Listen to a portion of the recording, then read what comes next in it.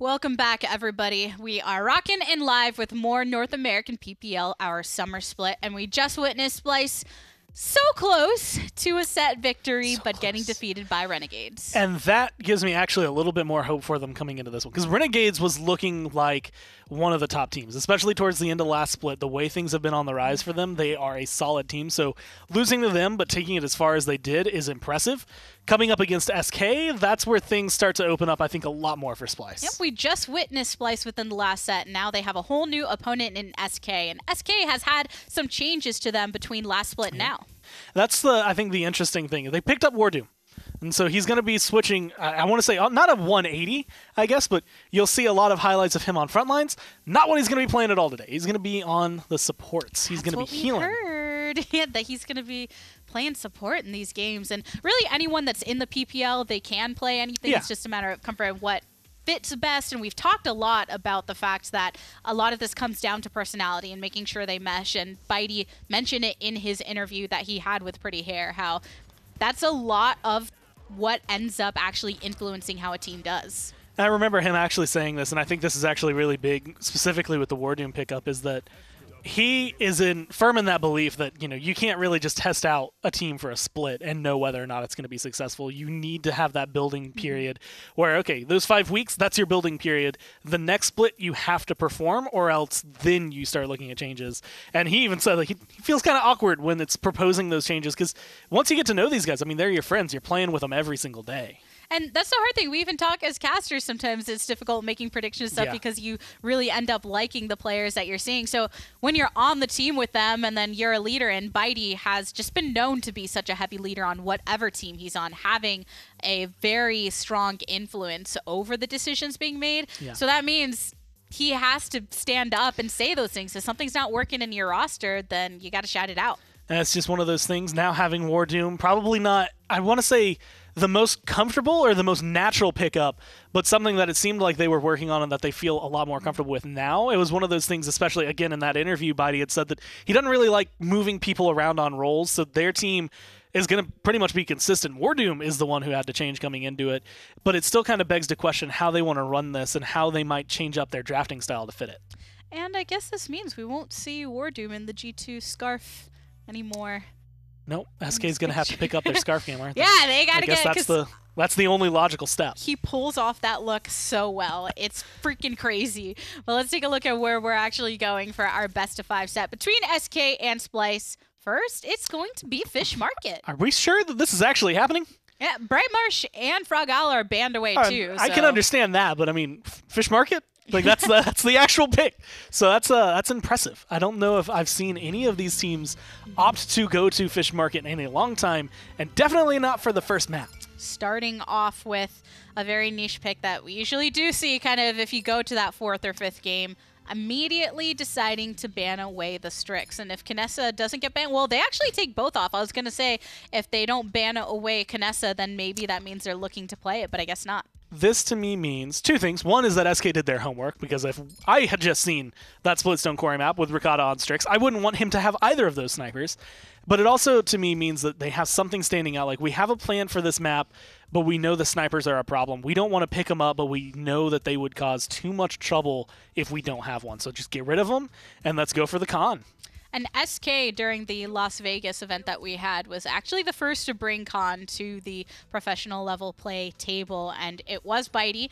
They seemed like they were still trying to work through things. I think everyone in general was attempting to figure out what style Con was meant to be a part of. Yeah. So maybe now with this time, the changes that you've made to the roster and everything, they've got something figured out.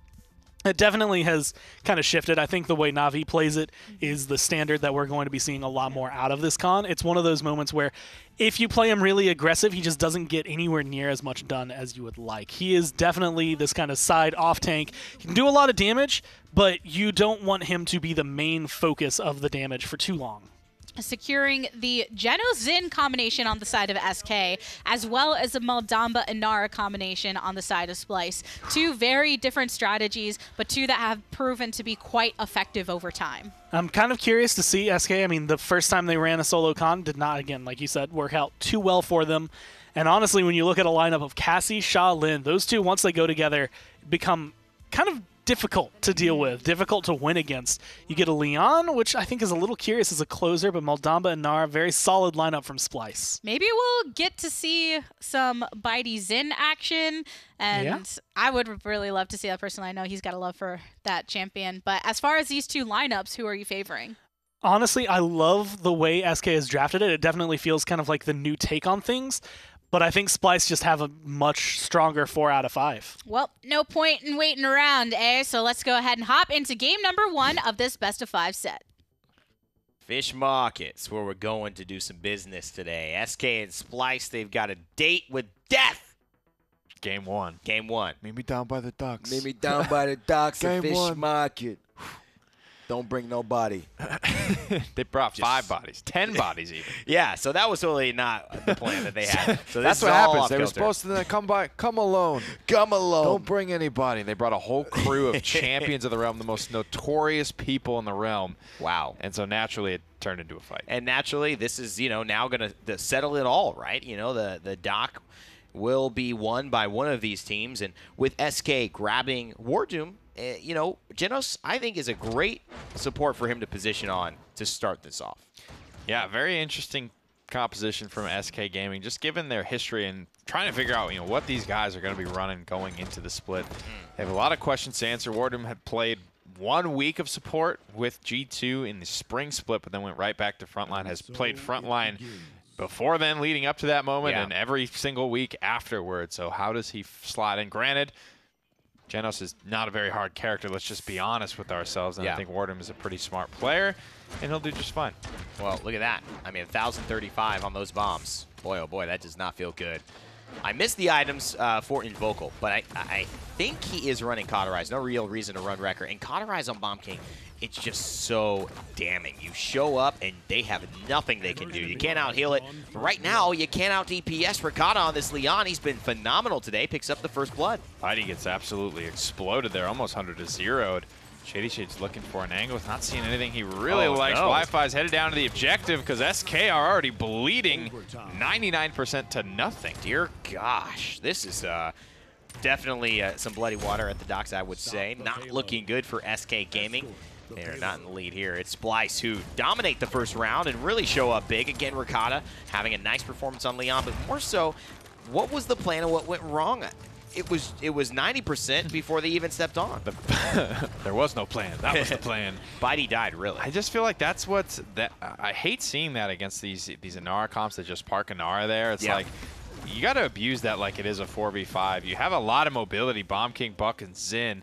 Hell, even Khan can get in there with his old clunker dash, but you got to get in there and mix it up. I think before that becomes a problem of 90% when Wi-Fi has to dash down into the objective just to die to, go through the motions of not letting the point go for free. Absolutely, and credit where credit's due. Ozone has been doing very well on this Shaolin. He's made it difficult. He's made 2v1s, and Bitey on his lonesome flank has not worked. Shady Shade's not looking as tanky as we usually see Bucks looking. Not sure if he is running that bulk up style. I would assume he is. Pretty sure he Mutu sometimes runs and snare. Death and Taxes will do that, though, I guess. That's about it. Bitey pinned to the floor there. Beautiful presence from Ricotta as he heads to the back line now. Gets surprised as Shady Shade rotates back out of spawn. He gets the jump to even up the scoreline. Nice blast shot connecting from distance. And the flexibility of Splyce continuing to be put on display here as Shadow now playing the Cassie, allowing Ozone to move around. And, man, what a more effective roster they seem to be. Yeah, great pickup for them. And obviously this Toxicity roster now transitioning into the PPL has had a lot of time to build rapport with one another, build synergy, and have the same ideals going into matchups such as these. Plus, let's be real. I mean, SK had a terrible spring split, and then they made a roster change. So what's to say they're going to start off even as strong as they weren't in the spring split? It's very true. Wardoom coming in, but not on that typical front line. We see him setting the pace so often for G2, and now in the backside with these Luminary marks. Yes, they're going on to the damage dealers, but Shady Shades is looked relatively average here today, and Vocal not quite getting it going as well. Wardoom gets running away, and Wi-Fi on this solo con has not been the first pick they've hoped it would be. This is looking like a 2-0. That's not how you, I think, you need to run this solo con either. It needs to enable this Xin, this Bomb King, this Buck as well. You pair the Luminary with the bonus damage from Khan, and you have an absolute wrecking ball on your hands. And that's the difference I want to see this round from SK. I want to see them take initiative here. They have the comeback mechanic to play with, so they can take their damn time winning the fight, but just get it done on the 4v5 scenario. And then they're going to have the scout from Cassie to deal with as well, which is going to be difficult. Ozone just almost charging up that heat haze, and Shaolin just gets the drop on you once, and he's starting to show some swagger, as you can see in the cards and in the play style. He will burn down Shady Shades. Death and Taxes being a big key for limiting, I think, the effectiveness Khan has to stay alive. So Wi-Fi, you're right, has to play aggressively. Got to make a move early. Side note, I love the bullseye card art. Reminds me of you and I. Yeah. Doesn't it a little bit? Yeah, a little Guess bit. I'll die now. Guess I'll die now. Later, dudes. And level 5 as well, so he's resetting it all. What a card art. Ozone already with the withdraw, looking for something. Oh, through time and space, and he, wow, could have canceled that planet, but maybe just accepted his fate. I will die on this hill, brother. Completely roasted there. He would have had to probably withdraw at that point. SK Gaming bulldozed through Splyce, but they use a bunch of ultimates to do it, and I think Splyce were maybe accepting of that, wanted to get the quick reset in, but on Fish Market with comeback mechanic, not a whole lot you can do. Very difficult place to fight away from when you are trying to hit towards the point. Vocal doing a great job of poking down frontliners, poking down damage dealers. They already get the kill, but Ozone trades on to Bitey, so you still don't know where this is going. A dash available for Cassie. No, and Vocal can't quite get the damage or the stun. The spray is here, and he's going to the high ground, dropping to the low with the bombs. Great chase on Shadow, but it's still not complete. Shadow trading out with Wi-Fi with just a sliver of health. He can't be allowed to live here. Bombs from distance, just not enough. He's getting tagged up with heals, and Shadow is going to live. Splyce are going to take back control of the objective. Vocal barely lives with his own life. But my goodness, what a dropped kill. And I mean, good plays here from Invocal and Ozone to stay alive, but Shadow, really, he's been the star for me. He's looked good on Xin. He's looked great on Cassie. He's played the Drogos for them and looked phenomenal, coming in really being a star for this team. And now Rakata going in with the Enlightenment. He's going to go down to Bitey, though. Overtime ticking away, and Splyce desperately trying to make this a 3-0. Shadow, again, in a rough spot here. He realizes it's not being communicated to Wardoom. Wardoom, oh my, the loop-de-loops. Little cross-eyed there. Shadow is going to fall eventually. Straight to the point. Bitey trying to keep this overtime rolling for his team, but Splyce have brought it back against literally all odds. And you need a play. You need a play here, and you can't get one. The Dread Serpent from its aspect cleans things up, sends everyone running in fear, and they 3-0 currently. SK Gaming with a chance to push it in for a victory. What an absolute beast of a support today. His ultimates have been on point. He bails out Shadow as well with a couple of great heals. I can't believe that Splyce on this map. It was this that comeback mechanic. Sheesh. It was that Shadow play. I mean, the fact that they let Shadow go and then he trades out with Wi-Fi there as he's dead to rights. But the wherewithal of Shadow. Gets out. It's not even a trade. Let's look at Shadow a little bit here. I mean, the Bomb King itemization, blast shields, beautiful choice by him because he knows that Invocal's trying to finish him off. He doesn't live if he doesn't have that 14% damage reduction in his pocket. So great adjustment there, and now still probably the highest KDA on all of Splyce, running a very similar build we've seen, but also Fatal Sign. I'll tell you what, that's not something that most Cassies run, and I like it. No, and he's going to be able to just keep the momentum rolling. I think it's an interesting replacement for like Quiver, right? Oh, where God. you just want more ammo. However you get it is up to you, but very snowbally style of build. Splyce slam dunk a 4-0 home over SK Gaming. And Nick, do you think this says more about Renegades and their level of play, Splyce, their dominance and their performance here today in their opener, or SK and their inability to get it going? That was a bad game from SK. I think that's a bad game. I don't think there's any timeline where you give up, you have a strong zone set up, comeback mechanic on Fish Market, all of that working for you, and you lose that point. That's a mistake on your end. Well, it's been a rough start for SK. It's been a rough finish to the last season as well. But Splyce get a good win that should give them some hope moving on to the rest of this set. Let's send it back to the desk and break down game one.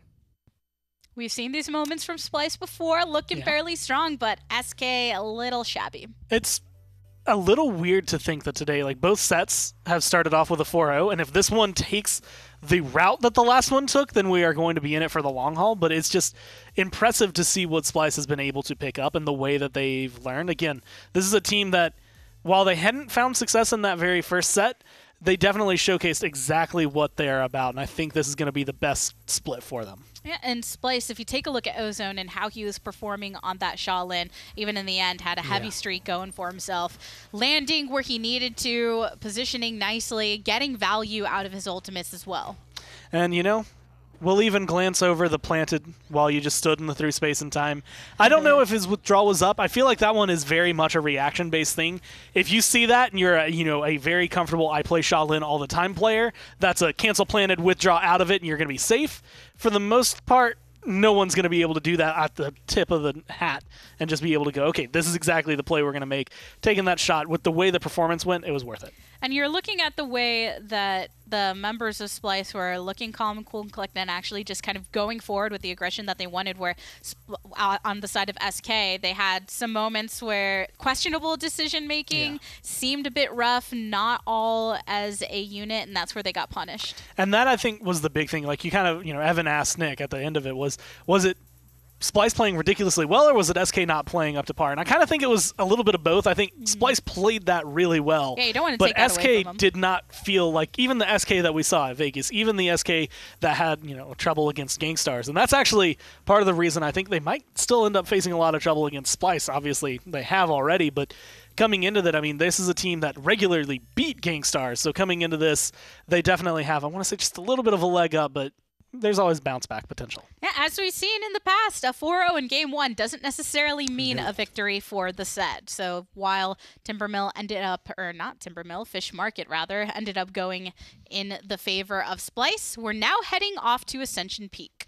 I feel like Timbermill would fit perfectly as a third map for this, though, because it's like, Right? okay, well, here's a map that no one ever goes to in Fish Market. Here's a map that's been banned out a lot the past, well, I mean, it's only been 2 days, but it's still been banned out a lot. That plus the lands, no one really went to Ascension Peak too often, so coming here now, again, this is definitely shaping up to be a different set, but this is one of SK's, I think the one that they took it to that has been an impressive map for them. And they don't want the con this time, so instead they ban it away. And Ascension Peak, we've seen, as you said, SK on it before, performing fairly well and managing to actually, especially whether you're on the offense or defense, locating all the different ways that you need to be accessing the actual objective and always keeping an eye on those effectively. I'm kind of curious as to what pickups we're going to see. I mean, Cassie has made her way into the first for SK, but this is a map where flanks are going to be good, and at the same time they can be bad depending on the routes that you take and, again, using those pathways, using those angles for you. This is a very solid map for so many different drafts that even when you get, like, oh, hey, here are the 10 top picks, kind of like what we saw for the last game, you never really know who's going to be able to actually get that leg up. Yeah, everyone's still figuring it out a little bit, and Kinessa has also been a popular pick on Ascension Peak. Makes it a little awkward in some portions of whether the defense or offense just on the push, because there are some places where when you're the sniper, you're having a hard time finding any angle, but as far as surrounding the actual capture point, or especially there in the end moments of the push, very effective. And this is another pick that, again, yesterday I was saying I had a list on maps. I was saying, where are we going to see Kinessa still? Where are we not going to see her? Is she still going to be as effective? And this is one of those maps that I'm like, I don't know where she sits, because a lot of the vantage points she had onto the point, that zoom increase is going to be good for finding headshots and getting a lot more damage there, but it also kind of cuts off some of the other pathways she would have taken. And with the composition so far on the side of SK, it looks like they're rounding it out with Terminus, so a lot of weight on those big, bulky shoulders. I kind of like the way they've taken this. I mean, this is very similar. Take out the con, swap it for Terminus. Take out the Buck, swap it for Cassie. And I think this is a better entire loadout for SK with the way things are going. I think it's a lot more for the map than their last pickup. Alrighty, everyone. Well, let's send ourselves into game number 2 of the set. Well, SK got questions to answer. I'm not the one that's going to answer them for them. They got to do it themselves. Splyce have also really had a nice performance here to start out. I think it's given a lot of optimism to Splyce fans around the world, just seeing, hey, this is going to be a great season for us. Yeah, absolutely. And they start coming, kind of hit the ground running. I think it's a great roster. I think there's a lot of talent here, and they're only going to get better and better. We know they have the work ethic definitely on this roster to make themselves in the conversation. I mean, how quick were Envy able to do it? They give me They give me a lot of sort of parallels. I see a lot of Envy in this team. They're very hungry to prove themselves. It's interesting because, with Splyce, I see the same drive, the same hunger. I wonder, can they have Envy's discipline, even achieving success. Once they achieve it, can they still maintain it? It's always one thing to get here. It's the next thing, what do you do when you are here? And that's what I want to see from them day in and day out, the stats, the coaching, the analysis. It'll be an interesting one as we head here. And when it doesn't go well, also, you got to be able to bounce back. And let's not get ahead of ourselves. Splyce haven't won jack yet. They still got to get this first W. First shot connects for Ozone. A blessing, a boon of good luck. And on Ascension Peak, maybe blessed by the rabbit gods, the scorpion gods. Maybe a little bit of both, but Invocal seems to have the favor right now. He finds the kill in the shadow to start out, and Ozone getting pressured by the Cassie from range. And this is a good map for SK. Let's call it like it is here. They have been kind of out in front of everyone when it comes here. I believe this was one of their few map wins at the Masters LAN, came on Ascension Peak against G2. 54% here, climbing and climbing. Good awareness. Uh-oh. Bad stuff, though, Nick. Gets poked out a little bit. The Kinessa is here. Shady Shade's getting low. Kata's going to round this corner potentially. No Zone spots him out. He should be dead to rights. Nice roll, avoids both of them. I think maybe Splyce take their foot off the gas a little too early there. 66% now for SK Gaming climbing. Wi-Fi trying to clamber his way back onto this objective, but he's just a lone terminus. Looking for the angles now. Ozone with much more aggressive positioning earlier, potentially to be punished by SK if they can find the rotation on Very much so. SK look like they're sending Invocal forwards and everyone else staying near the point, protecting their position. And Invocal here now getting really crazy with this flank, the back line, and they're going to have to make a move with him, and this is what Baity's doing. They're putting pressure on both sides. There's nowhere he can go. Headhunter here popped, looks for the shot, but he can't get it. Invocal finds the kill, and SK Gaming looking good to take point one. Transported right into him. Shady Shade's find Rukata, and everyone has to retreat directly into Invocal. Double kill for Shady. Baity locks him down, serves him up, and Shady knocks it home. And that's just a great play. One of the things I mentioned quickly there, but to break down the way they pincered Ozone, and they both approached. Invocal took the long way around, the road less traveled. But I love the way that Baity still says, I'm going to throw just one shot of fire in there from the sword. Just make you feel that I'm there so you don't know where to look. And it ends up being a very nice panic situation they create for the backline sniper. And this is how SK tend to take their pushes. Here comes a seismic crash, though. SK like to move up through this palace. Another great flank here from SK Gaming is going to pay off. 2 already for Baity, and he could easily find more. Just be careful you don't get that Bugsy moment where you go off the map. However, I think Baity is trained with Lord Zin enough. And he and his squad are going to delete Shadow in vain. Splyce going down. SK Gaming going up for the first time. And what feels like forever, a little bit of an emote around the corner to get some vision. This is the last kind of and most important chokehold on this map. Very easy to defend from these heights. How long can they last? How quick can Splyce adapt? I don't think this is their map. I think that's clear to see, and perhaps the same could be said for SK Gaming on Fish Market. Maybe that was just Splyce's map to take. Yeah. I wouldn't be too surprised if we see another 4-0 here on Ascension Peak. I mean, it's such a common thing, right? That maps giving you that advantage, or just how you pick a champion, how you deal with a champion, what the routes that you know. I think that is definitely feasible and reasonable to consider. Baity here very low, making it out with just a few slivers of health, which is another Shadow moment. But Shadow cleans him up, says, no, I'm the only one to make it out with that low health, Baity. Yeah. In this set. Especially maps like Fish Market and Ascension Peaks. Those are pretty polarizing one, right? This doesn't exactly happen, I don't think, on Jag Falls too often. You're not catching anyone too off guard there, but 46 on the clock for SK to get this one home. Well, it's a really rare moment in this map where you actually, it's not rare, it's very common, where you go across the threshold like that from I'm on my side defending to now I have way overextended. I can't get back to where my teammates can help me. These corridors here are big moments of that, where you get caught on the bottom floor and you need to get right back up quickly, and Zen's on your butt. It's going to be hard to deal with it. 21 seconds, though. Splyce have a chance to keep this tied up 1-1. I think they'd be happy with that result. We're piloting the Maldamba words I never thought I'd be speaking on a consistent basis here. He's got the Eerie Presence 5. He's got the training wheels equipped. You need that. Hey, man, I use it too. I think it's a good card. You know, you never want to miss that moment where you really need a heal. Makes it look like it never even happened. Exactly. I didn't even miss. Maybe it's Maybelline. It might be. You know, new team, new hair products, new makeup. And War Doom this time around, not the star of the show, unfortunately. It will be Rukata finding a clutch kill, and Vocal Shady Shades respond, but it's a 1-1 heading in round 2, all tied up.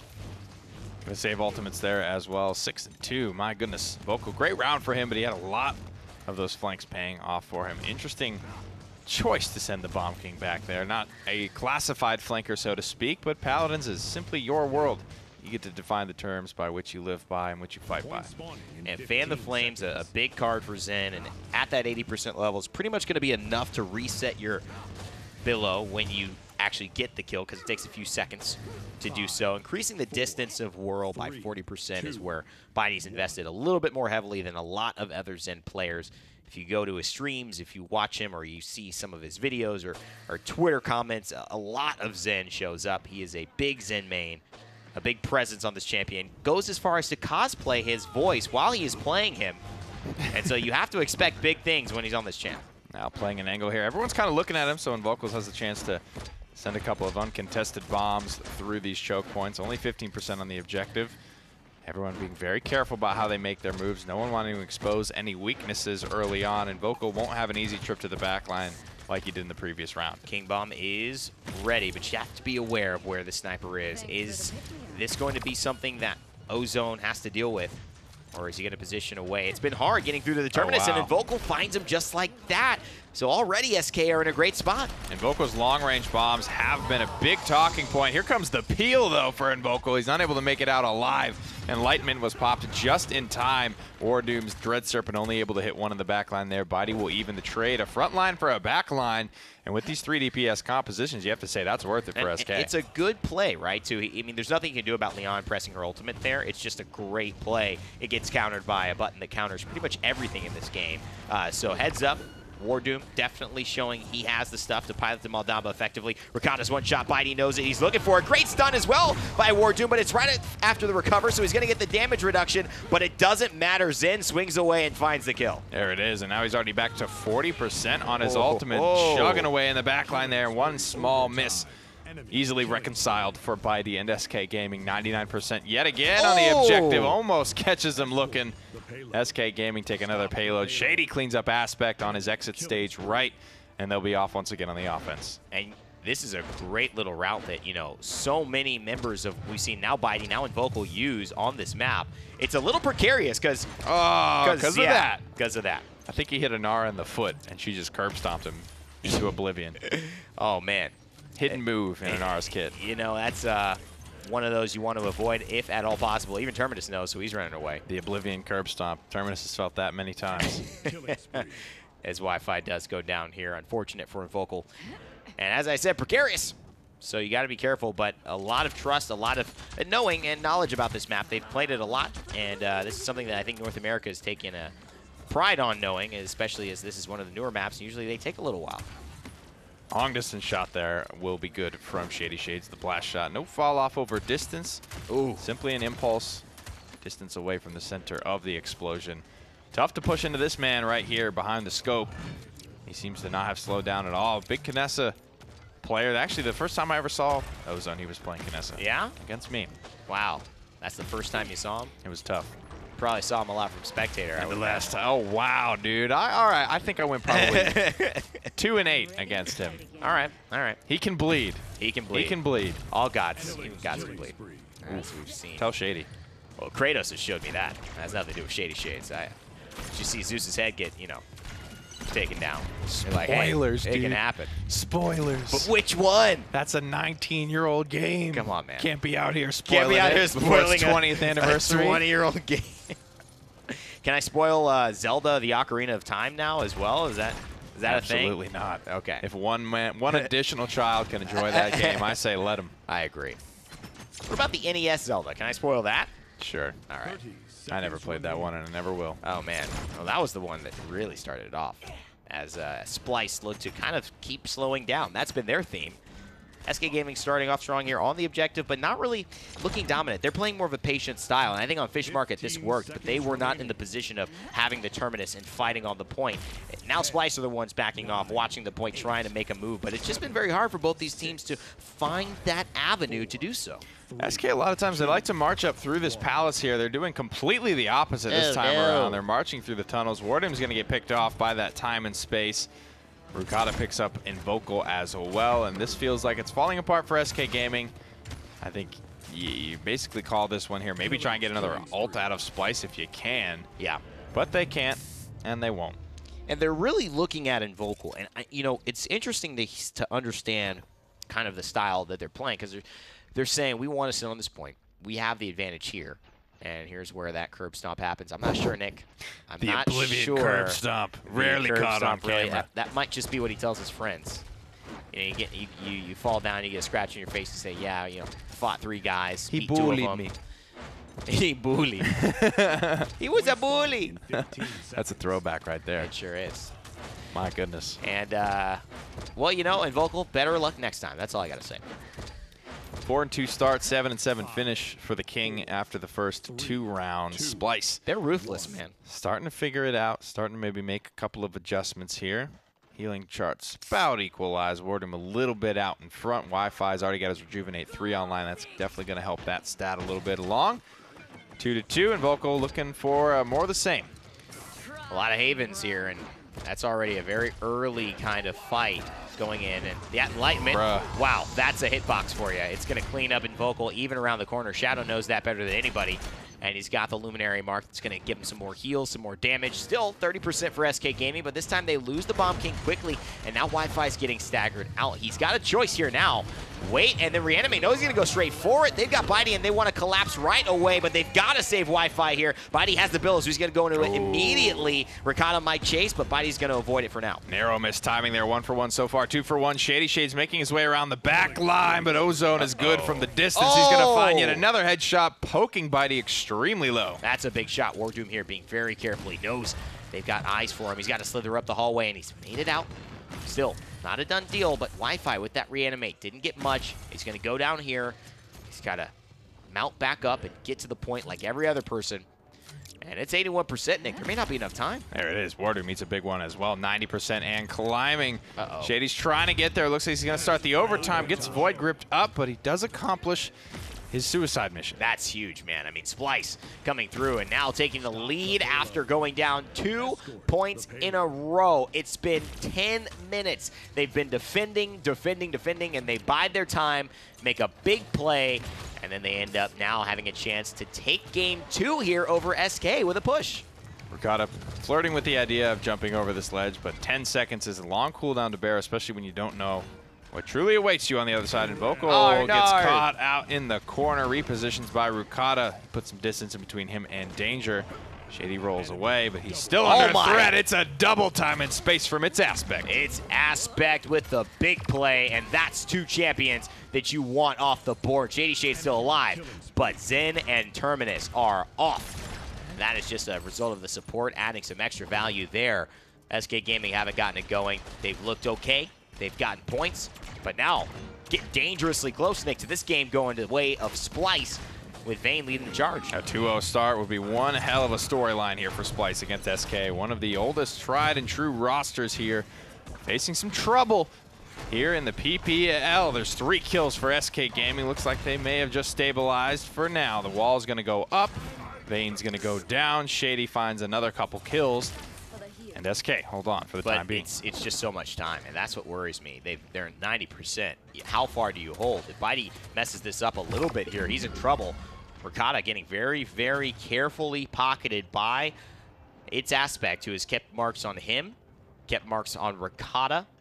Excuse me. Did they get backdoored here? I don't know. I don't think so. On Shadow. And then on Vayne, Ozone. I would have said, don't shoot there, man. Just sneak into the back line. I honestly think he probably could have backdoored that. He didn't shoot there. It's possible. You never know. We've definitely seen that before. I've seen more crazier shenanigans on Ascension Peak. Wardoom really contributing some decent damage, looking for stuns. I love the kind of direction he's taken this support role. Wanting to do it all, always kind of a fidgeter, so to speak, you would say, in his play. And Fernando plays an extremely high DPI, always looking in different directions. Doesn't look like that's changed. And it doesn't look like it's changed at all. Maldaba even a better champion to show that off. Going to slither here, avoid the stun. But actually, Shady Shades, it goes down to Ricotta on the other side, losing a duel. And Vocal's just going to try his best to cut through Inara. SK, their last legs beginning to crumble. Ricotta posted up right outside of spawn. And that just may be it. That is it. Ball game over. 2-0 Splyce now with 1 game left before they take their first set ever in the PPL, and they knock down SK with a new roster swap of Wardoom adding to their lineup. Who would have thought that's what we'd be watching? I think this is the matchup that you have to win if you're Splyce. This is probably one of your best chances. 2-0. You've got one of the oldest and probably one of the legacy teams here in North America against the ropes. You got to put them away now. Well, it's time to talk about that game, too, because there's really only one more game that might matter here. Let's break it down on the desk. This is tough stuff for SK Gaming. Yeah.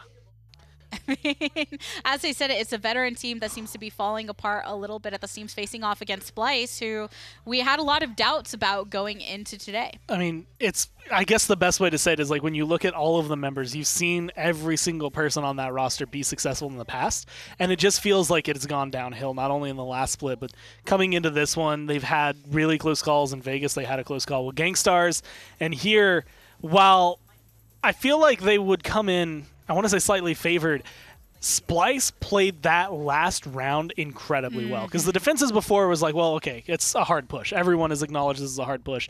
Getting the point there, going 2-2 isn't too crazy. Going 3-3 isn't too out of the ordinary. But then being able to just come in and with the performance, it was specifically Ricotta on Buck that like just kind of kept flashing in my mind. But the entire team really turned that point capture completely on its head from where SK was.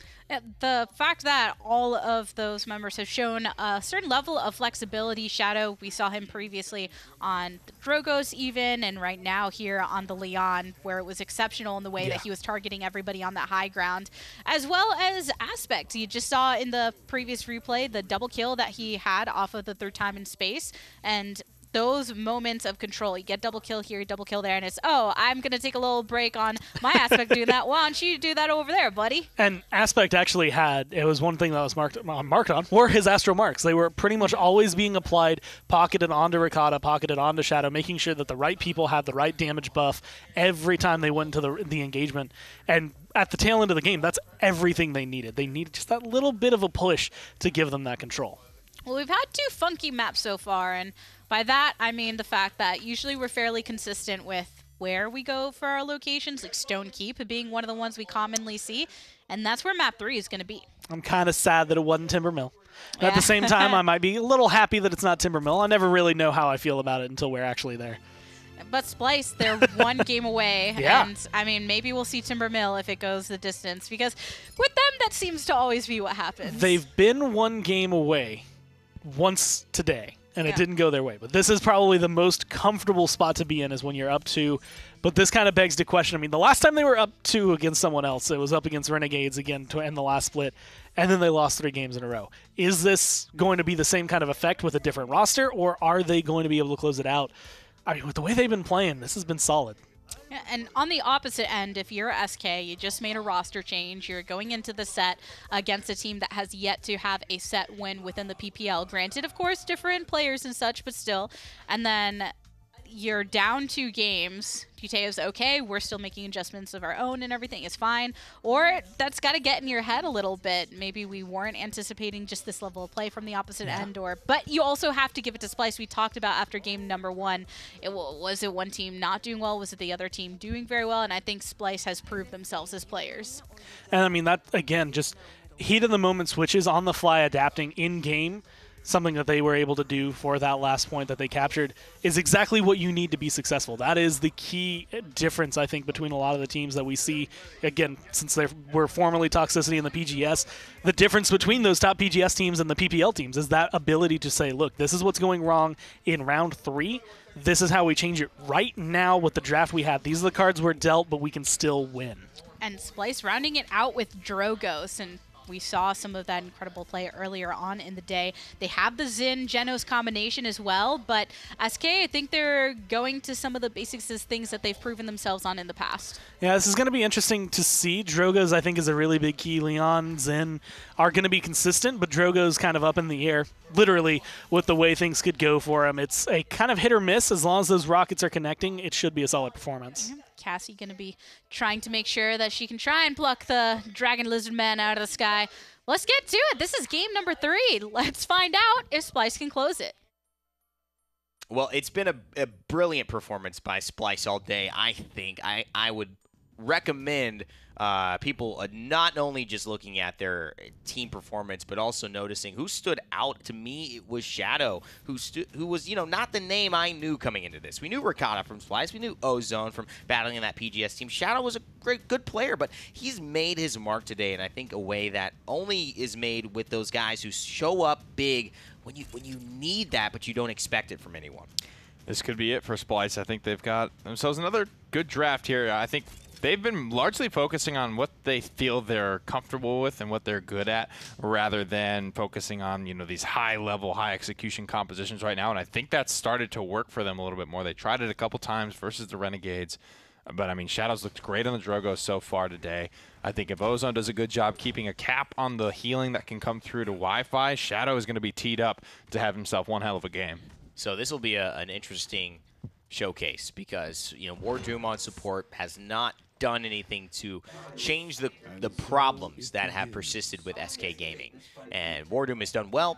We have, I have nothing really bad to say about it. In my opinion, a support won't do that. And that's the thing. You have to fix these issues which have been relying in this core of how they go about approaching fights, how they go about changing the course of the game. But right there, and Vocal finding a big kill, and Wi-Fi finding a big one onto the Dragon in the sky. Ozone just with one in return, but it's not going to be enough with Ozone, getting taken down now by Vocal. So a weakness possibly exploited by Renegades is that fighting as a team. Splyce haven't proven that they can do that very well. And if you're a long-standing legacy team like SK Gaming, that's got to be one of your strengths here, I think, that you go to. Try and make Splyce play your game. Watch Drogos right now.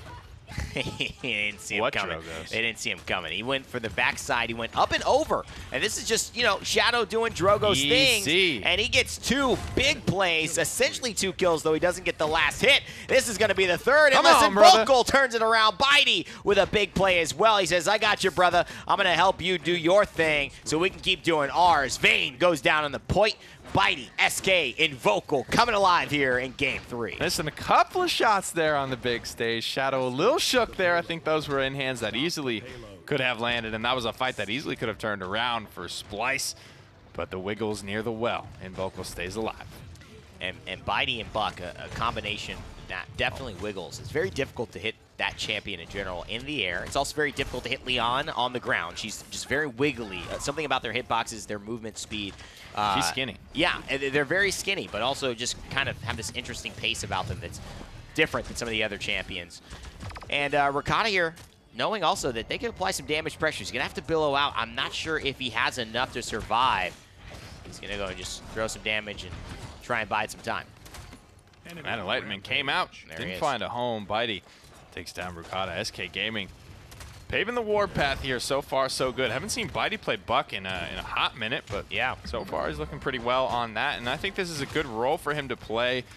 When you take a look at what Bittner was able to do, Bitey skirts that one narrowly. Wi-Fi will not, but if Bitey can get in there and make space on characters like Buck and Zin, it makes the jobs of Invoco and Shady Shades that much easier. And a really good headshot from Bitey, really good patience as well. I'd love to see what he's running on this Buck, loadout-wise, because you can tell he's running a deep breath and reconstruction, but Rapid can sustain a little higher, a little lower than usual, reconstruction a little higher than usual, and leg day a little lower than usual as well. So really prioritizing having that heal up as much as possible and in a build that is all about it. I like it.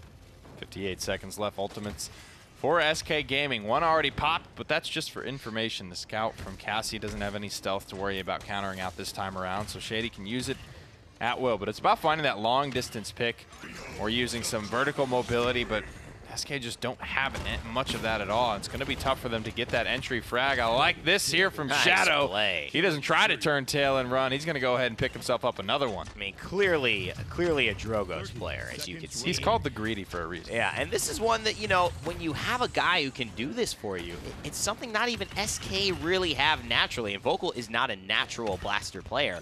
He has taken on that role. He's a young player. He's learned so much. He's leading the damage right now. It shows you, how much of an impact he's had in this game. But Shadow seems like he naturally leans that way. But he's been flexing on all these other things. Really shown just tremendous stuff for me today. No more windows of opportunity for SK Gaming. They're still sitting on those ultimates, but I'm not sure. Down 0-2, they don't want to really take too many risks. I think they want to play this one safe. There's the entry frag that SK has been struggling to come by this whole round. This might be where they hit the gas pedal. Oh, there's the enlightenment from Ozone, but Bidey's able to clean him up. A couple of shots, net shot used as well to slow him down. He's going to clean him up right there with a big kill, double kill for the coach. Invocal finds another one, and SK again looking very good. Just like the start of the round, they bide their time, they make their move, and it's enough to most likely send this into a 2-0. What the hell is that wall? Yeah, what's that wall? The butterstick wall. Yeah. So what did he even put it on? Shadow. My guy. He gets it done. And he hit that shot. I mean, that was a flick shot. It wasn't even in the camera's view. It's so fast. Barely take advantage of it. And a beautiful fire spit to follow up. Good rounds, though, from Shady as well, keeping up on the damage chart. Bitey with 8 and 2. Yeah. Not the most damage by a long stretch, but he's finishing the kills for his guys. And that's just about how does the team work? Is it Bitey making space for Shady to get the kill, or Shady doing the opposite, setting up a kill for Bitey to just jump on and consume? Yeah, I hear that. Good question. No answer yet. And Splyce, they don't really have an answer for this lineup either. Shadow playing great, but Shadow was also the guy playing the Zen on games like Splitstone Quarry, really making an impact for Splyce. And Ricotta hasn't been as great of a Zen in this game. 0-4 is not what you expect. Yeah, I believe this is the first game he's not playing something that's hit scan. Aspect finds the first one. Ricotta finds the second. There we go. Vayne, largely stationary, will be punished for that, but he's bought his team a whole lot of time, and they've done good work with it. Don't worry, Ricotta. I did that because, you know, Caster's Curse in a positive way. I said you didn't do anything, and I knew you were about to do something in this point fight. Wi-Fi takes him down. Shadow also taking one down. Really good fire spit timing, but misses it. So they're going to have a chance. Primed. Salvo loosed, finds virtually no damage onto Bitey, who just leaps away after happily scooping another kill, and Shadow will be chased out of the gatehouse, out of the high ground, as Splyce do have the comeback mechanic, but no real map control to speak of. And this is a dangerous, dangerous proposition. SK Gaming have done all this work, Nick, but they haven't even touched the point. How many fights are you going to win against these guys? We'll have to see if they're able to find any more. I don't know. They have literally 10% of the map right now, and even that is looking like a little bit too much for SK's liking. Bitey finds a deep kill on the Shadow. I don't know if they get their legs under them in time. 54% still, and again, let's say that's 30% at the start of this fight. You know, now they're working at a captured objective already. Now, Splyce have one more chance to do something. No real ultimates in hand. Enlightenment will be up soon. The Spite from Zen is also available. Fernando dropping low, and that's probably going to end it unless Shadow can go super big here, but he's not. Invocal, Bitey, they're playing on form today, and they look like they're going to capture this one with the Spite just closing a conversation that is already pretty much ended. There it is. The Seismic Crash doesn't actually get off, so Wi-Fi is going to be able to hold on to that one. Shady gets Void Gripped up. One more shot on Ricotta will do it. He finds it. Bitey's back. The front line is back for Splyce. They've got their feet under them, but their knees, they are a-shaking. Ricotta did a great job there. I mean, Shadow, again, if Shadow kills Shady Shades in that one moment, different story, but Invocal's been playing phenomenally, showing up big on this Bomb King, and now he's going to look to find its aspect as well. The Gentle Swiggles, do not underestimate them, but also do not underestimate the Bomb King, and that's going to be a SK Gaming 3-0 here on Stone Keep. He's got to be running some shock and awe, right? He looks like he's zooming pretty quickly. Running and reloading very fast, and Invocal has the opportunity with this loadout to just run away with a fight. And that's really what it's all about with the Bomb King. When you get an opportunity, being able to just roll through it without having to slow down can really put an opponent on the back foot in an awkward way. And as much as they had a great performance on Ascension Peak here to get that 2-0, lackluster for the first time today, I think I'm seeing in Splyce.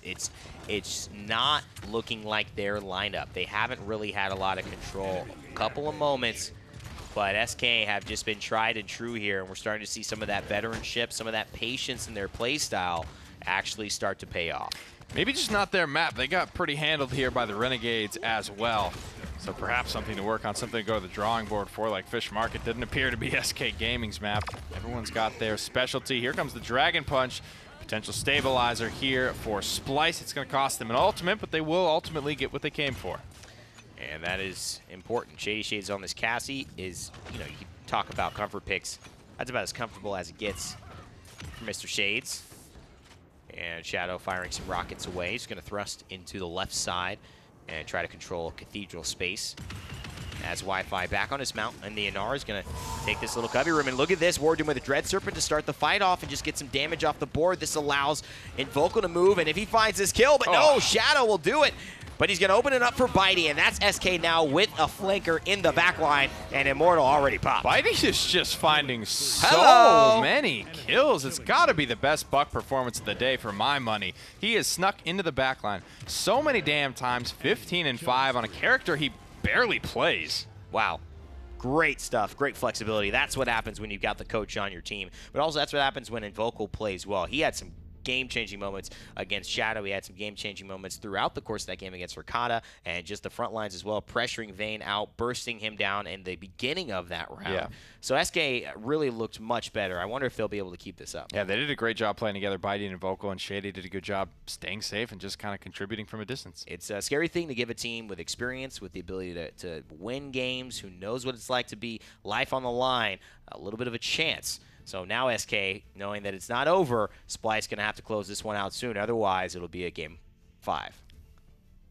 It ain't over till it's over. And SK pulling through in game number 3, and they needed that. Yeah, and especially in the way they did it. I think it's one of those things, if that goes 4-3 and you're SK, you're still really shaky going into the next one. Yeah, you're going into it and you're like, man, that was a chore just to get through that. You get a 4-0 and you're like, okay, we can do this. Like, that's when you start getting the Bitey, like, bring everyone up, bring the rising morale, and make sure everyone's still in it. And in that game, he was impressive. We love seeing Bitey be able to show out in these matches. And that, even if you look at Invocal with a double kill on the Bomb King that he had at some points, it was just all coming together nicely. And looking at the way that Bitey was just moving around the map. I would say this is probably the way you would want, after switching roles around, kind of switching, so Bitey now playing a lot more flex, being able to showcase the fact that he has a lot more champions under his belt than I think you might have thought through some of these last few splits, and being able to showcase them well. Him and Invocal were a big driving force behind all of this, and it seems like this was the game where the roster finally started feeling a little bit more comfortable with what they were choosing. Yeah, and Bitey, he's been around the scene a long time. He knows a lot about Paladins and has a very analytical mind. So that's one thing that I think feels so weird whenever SK aren't performing, and during the last split it wasn't very favorable for them, is we know the players and we know they have the potential. And Splyce, though, you take a look, they won the first 2 games. They're waiting for that last win. Yeah. And it's the situation they faced before, so I can't help but think, are you going down the same path as previously? Well, I think they're in this glorious setting where, as first, they have the new roster. So they're a little bit more comfortable there. And they're still 1 game away. I think that's the best way to go into a game 4 like this. When you're up 2-1, you just, okay, we lost that one, whatever. We're still 1 game away. That's all we need. 1 more game, 1 more map. We get to choose it because we lost the last one, so this is where we can try to turn things back in our favor. Maybe. And Splitstone Quarry might be the location to do just that. It looked pretty decent from them last time. I'm actually excited to see if they do go back to the snipers. I hope they don't get banned out because Ricotta looked phenomenal on this. But again, Fish Market, Ricotta would have been phenomenal on a sniper there and was not able to get it because SK just banned it away. Yeah, SK spent both of their bans taking away the Strix and the Kinessa. But already not going to be the case. Makoa banned. So Splyce, they are first pick. So even if Kinessa or Strix were to get banned in that last slot, and actually they're both open, I see a world where Splyce at some point within this draft pick up a sniper. Kind of curious as to what they want to go for first here. It's going to be the Maeve. I actually completely forgot that Maeve made it through. It's been so long since we've actually gotten to see Maeve, and that's a good pickup. This is a good map for her specifically because, again, going kind of around the lava side that you can actually see there on the map. Very well covered. She pretty much has mobility enough to get her anywhere on this map and still feel safe doing it. So SK actually take the early Kinessa, and I think the way that they banned out and everything, it was an indicator they were going to go in the direction of Sniper. And rather than leaving that pick towards later, they decide that they want the Kinessa over the Strix, so it's better just to lock that in. This leaves the Maldamba Inara opening, though, for Splyce. And this is I think a really good draft because we've seen Wardoom, and again, this is something, Nick had said it earlier, I kind of feel weird saying it, has been a phenomenal Maldamba. Not something I thought would be a phrase to come through. Not necessarily saying he'd be a bad Maldamba, but I just never thought he'd be playing Maldamba competitively. So coming into this, he's been really good on that. Scoop it away from him so he feels maybe a little bit less comfortable, again, kind of transitioning into the support role. And you get a Nara, who's just going to love having a Maldamba behind her. whether you decide that you want to go single front line or otherwise. Gnar is a good starting point for any of that. Xin coming out as well. And this has been a pick that's traveled to both of these teams during the set so far. Yeah. There's your Strix. That was, again, you grab the Damba and Nara when you do because you're like, they're not going to take Strix from us. Like, there's no way they take Strix. I'm a little shaky personally on using the double flank. I think Maeve, because of her mobility, has the high ground, so Kness is going to be locked there, which gives Xin some free room to focus on the Buck, the Leon, the Saris, kind of go around the side and look at the other targets. But it is going to be single front line on both sides. Lots of snipers, lots of flanks, everything that you know and love. So let's hop into game number 4.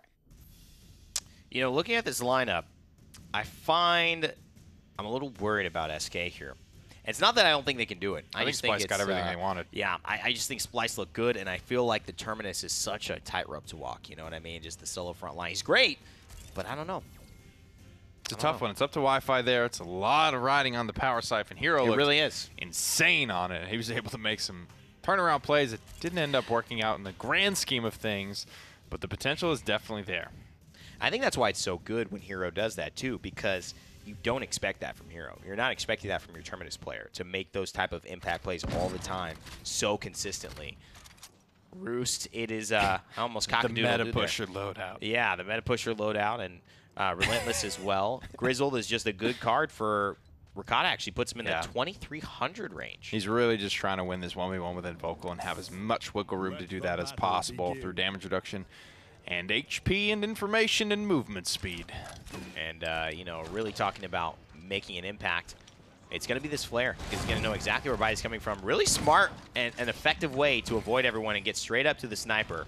What he's done is he's distracted him from the front line, so hopefully that just gives a little bit of room, but Bidy is in trouble here as Moldava and the rest of the team, including Ozone, have all collapsed onto him, but Bidy is just wiggling and wiggling and wiggling, and he might get a kill onto Ozone here. The shots are not connecting, so he's going to pull away, but look how low everyone is. Ricotta finally finds him. Well, boy, was that a feast waiting to happen. That's the way this game is going to go. This is going to be a razor's edge matchup between Ricotta and I think the rest of SK Gaming trying to dive him essentially. Great peel from Ozone as well, and Vocal finds the first shot there.